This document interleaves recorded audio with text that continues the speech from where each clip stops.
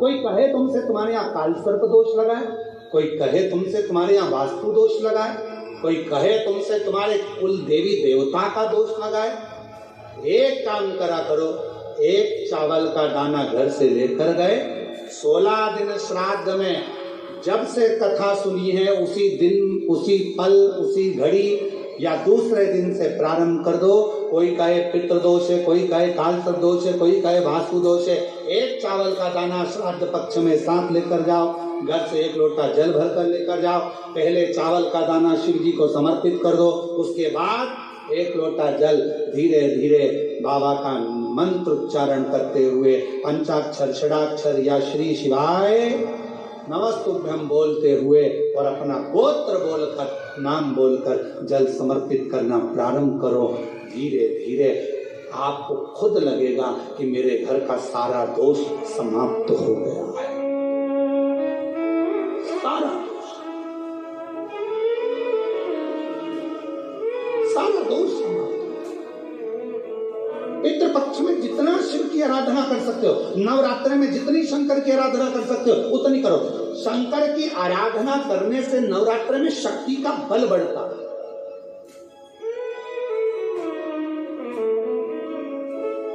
शक्ति का क्यों गुरुजी नवरात्र में शंकर जी की आराधना क्यों करना चाहिए? हमने कहा अगर माता रानी से जो मांगना है तुम्हें, अगर तुमने नवरात्र में शिव जी की आराधना करिए, शंकर की कथा सुनिए, शंकर की आराधना करिए, शिव स्तुति करिए, शंकर को 1 लोटा जल चढ़ाया, मां आद्य शक्ति तुम्हारे पर कृपा करेगी। क्यों? क्योंकि जिस स्थान पर शिवलिंग रखा होता है और जो हस्त कमल है वो माँ पार्वती जगत जननी दुर्गा भवानी है। जब हम जल चढ़ाते हैं माँ आद्य शक्ति अम्बा जगदम्बा 64 योगिनियों पर वो जल चढ़ जाता है और जगत जननी नवरात्र में प्रसन्न हो जाती है। वो जल की इतनी महत्वता है। आद्य शक्ति को प्रसन्न करना है, नवरात्र में शिव जी को जल चढ़ा।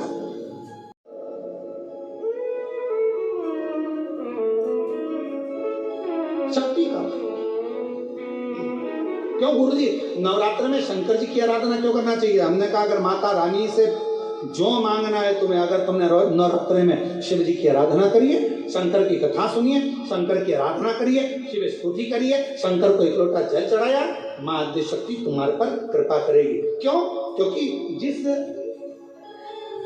जिस स्थान पर शिवलिंग रखा होता है और जो हस्त कमल है वो माँ पार्वती जगत जननी दुर्गा भवानी है। जब हम जल चढ़ाते हैं माँ आद्य शक्ति अम्बा जगदम्बा 64 योगिनियों पर वो जल चढ़ जाता है और जगत जननी नवरात्र में प्रसन्न हो जाती है। वो जल की इतनी महत्वता है। आद्य शक्ति को प्रसन्न करना है, नवरात्र में शिव जी को जल चढ़ा।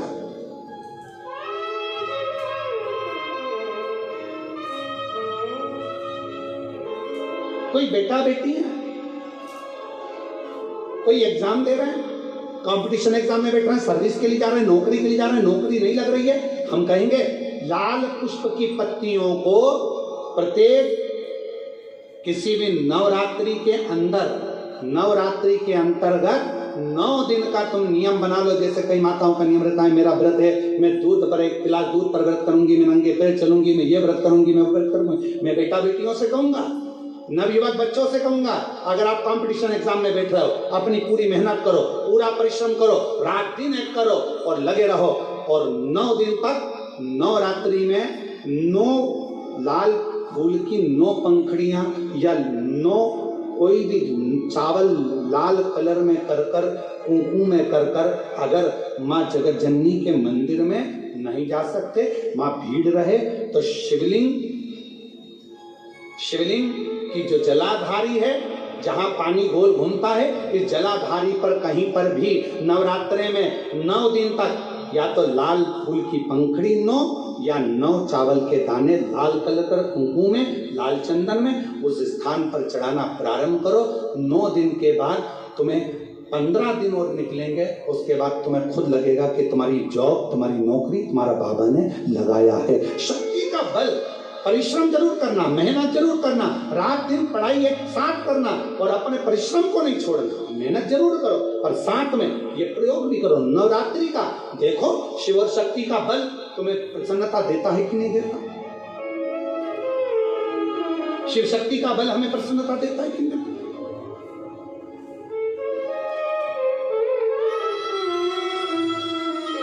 अब कई लोग ऐसे होते हैं, हम नवरात्रि आई है, माता रानी को भज रहे हैं, जगत जननी दुर्गा भवानी को भज रहे हैं और शिव जी के मंदिर तक नहीं जा रहे, समय नहीं मिल रहा मंदिर जाने का, क्योंकि माता जी के मंदिर जाते हैं, माता जी को प्रणाम। अरे उस शंकर को पहले भजो, सवेरे उठते से ही पहला एक लोटा जल शिव को, क्योंकि उसी के माँ जगत जननी हस्तकमल पर जल जाना जरूरी है। शंकर का चढ़ा वो हमें फल प्रदान सुख दे। अगर कोई बंधन में और बंधन से मुक्त करना हो तो क्या करें?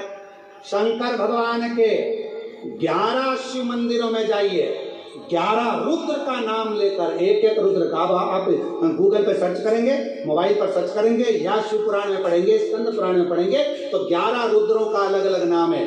एक मंदिर में जाओ, एक रुद्र का नाम लो, जल चढ़ाओ, उसको कटोरी में झलको। दूसरे मंदिर जाओ, दूसरे रुद्र का नाम लो, उसका जल लाओ। 11 रुद्र का जल एकत्रित कर कर जो बंधन में है उसको आचमन कराओ।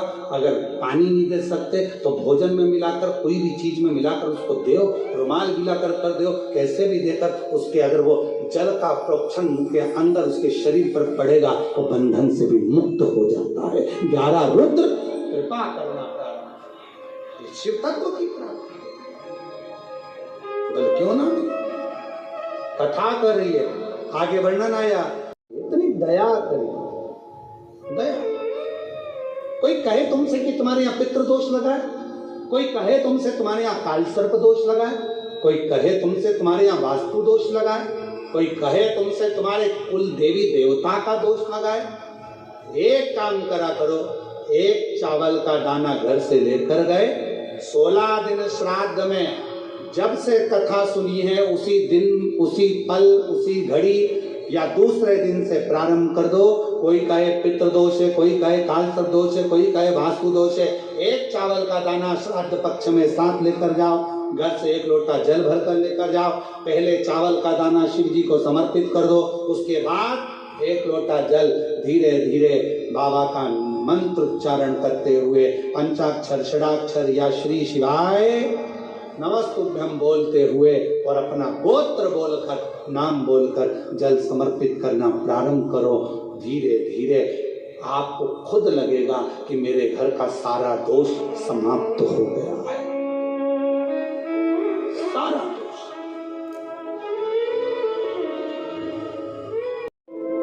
कथा करें, भगवान का पवित्र चरित्र का वर्णन कर। तो पितृ पक्ष में प्रदोष के दिन 16 श्राद्ध में जो पितृपक्ष चल रहा है, 16 श्राद्ध चल रहे हैं, इसके अंदर जो प्रदोष आए उस प्रदोष के दिन प्रदोष काल में चौमुखी दिया, 4 बत्ती का दिया, गाय के घी का, या तो पीपल का वृक्ष हो, बेलपत्र वृक्ष हो, या आंवले का वृक्ष हो, या पट वृक्ष हो, या तुलसी का क्यारा हो, या शंकर का शिवालय हो, कहीं पर भी शाम के समय प्रदोष काल में अवश्य लगाएं। और बाबा से पितरों के जो 4 नाम हैं, 4 दिशा से हम पर करुणा करें, कल्याण करें, हमारे दुख हरें, हमारी तकलीफें हरें, हमारे दुख दूर करें, ऐसी कामना कर कर उन पितरों का आशीर्वाद मिले। 4 पितरों का नाम लेकर और शिव का नाम लेकर उसको जुड़ी। क्या चाहिए तुम्हें? मेरा विवाह नहीं हो रहा, कोई कन्या चाहिए। राजा वरुण की पुत्र की पुत्री मालती, जो तुम्हें किसी स्थान पर, जहां तुमने शिव की आराधना करी है, शंकर की आराधना करी है, जहां तुमने पार्थिव बनाकर पूजन करा, इसी भूमि पर वो मालती का दर्शन होगा। उस मालती से तुम्हारा विवाह होगा और तुम्हारे घर में पुत्र रत्न की प्राप्ति होगी, तुम्हारा वंश बढ़ेगा और तुम्हारे पितृ हमेशा तुम्हें वर प्रदान करेंगे। बस वो मालती का प्राकट्य होता है और वरुण के पुत्र की पुत्री मालती का सम्मुख में आना, रुचि के साथ विवाह और दोनों का निवास करना। शास्त्र में भगवान कृष्ण गरुण से कहते हैं, गरुण पितृ पक्ष में जो ये राजा रुचि की पवित्र कथा को श्राद्ध पक्ष के अंदर श्रवण करता है, भगवान कृष्ण कहते हैं ब्रह्मा, विष्णु, महेश और पितर उसकी झोलियां खुशियों से भर देते हैं। ऐसे राजा रुचि की कथा का वर्णन आता है। ये राजा रुचि की कथा है। राजा रुचि, पितृ केवल, कई लोग कहते हैं पितृ का दोष लग गया। नाना भाई, लोग केवल वर्णन करते हैं। कई लोग कह देते हैं कि शंकर भगवान को नहीं भजोगे, शिव जी को जल नहीं चढ़ाओगे, एक दिन जल चढ़ाओगे, एक दिन नहीं चढ़ाओगे, शिव जी का शिवलिंग अगर घर में है पूजन नहीं करोगे तो दोष लग जाएगा, शंकर भगवान का दोष लग जाएगा। शिव कभी भी बद्दुआ नहीं देते। जैसे एक बाप, एक पिता अपने बेटा बेटी को कभी बद्दुआ नहीं देते। अगर चिल्लाकर बोल भी देंगे अपनी बेटी को, अपने बेटे को, तो बाद में उसको वर ही देंगे। है तो बेटी ही ना, है तो बेटा ही ना। मेरा शंकर भगवान कभी बद्दुआ नहीं देता, मेरा शिव कभी बद्दुआ नहीं देता, मेरा वो घरदानी कभी अपशब्द नहीं करता, वो तो वर देता।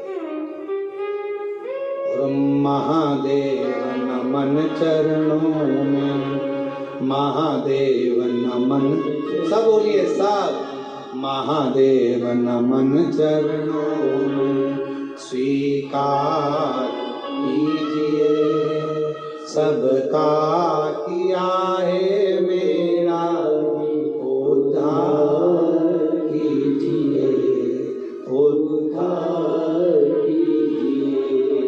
हे त्रिपुंडधारी, हे त्रिशूलधारी, हे त्रिपुंडधारी, हे त्रिशूलधारी, चरणों में तेरे बाबा जी पावन है चारों धाम, चरणों में तेरे बाबा जी पावन है चारों धाम।